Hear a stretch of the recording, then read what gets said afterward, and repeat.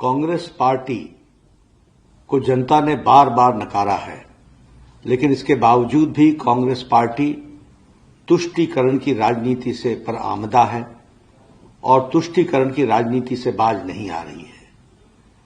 मैंने कांग्रेस के मैनिफेस्टो को देखा, मुझे आश्चर्य हुआ कि यह कांग्रेस पार्टी का मैनिफेस्टो है या मुस्लिम लीग का मैनिफेस्टो है। देश को बांटने के लिए और सत्ता को हथियाने के लिए कहां तक कांग्रेस पार्टी जा सकती है, इसका अंदाजा नहीं लगाया जा सकता।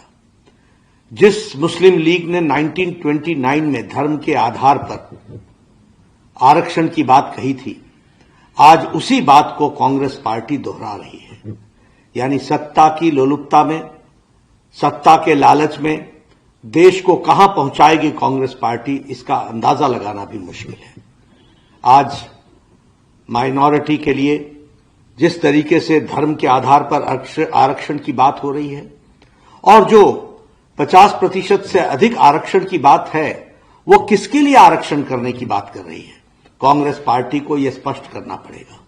और मैं ये भी कहना चाहता हूं, देश भूल न जाए, यूपीए की सरकार में इन्होंने एक ऐसा कानून बहुसंख्यक समाज के खिलाफ बनाया था जो पार्लियामेंट से पास नहीं हो सका, लेकिन कांग्रेस पार्टी की मंशा साफ हुई थी।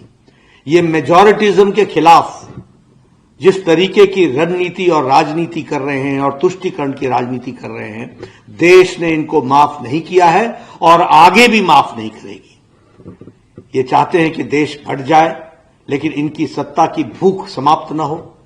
मैं यहां यह भी कहना चाहता हूं, मुझे राहुल गांधी जवाब दें कि वायनाड में नामांकन पत्र में के जुलूस में कांग्रेस पार्टी के झंडे क्यों गायब हो गए? ये तुष्टीकरण की राजनीति कहां तक जाएगी? सिर्फ मुस्लिम लीग को भाए ना, इस कारण से कांग्रेस पार्टी अपने झंडे तक को हटा दे। यह देश बांटने की जो चाल है और तुष्टीकरण के आगे जो घुटने टेकने का इनका रवैया है, इसको देश माफ नहीं करने वाला है।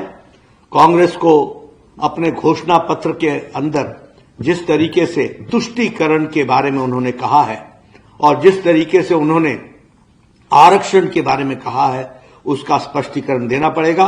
देश जान को बताना पड़ेगा कि देश में इस तरीके की राजनीति जो सत्ता के लोलुपता में आप एक समाज को बांटने का प्रयास कर रहे हो, उसको देश कदापि माफ नहीं करेगा।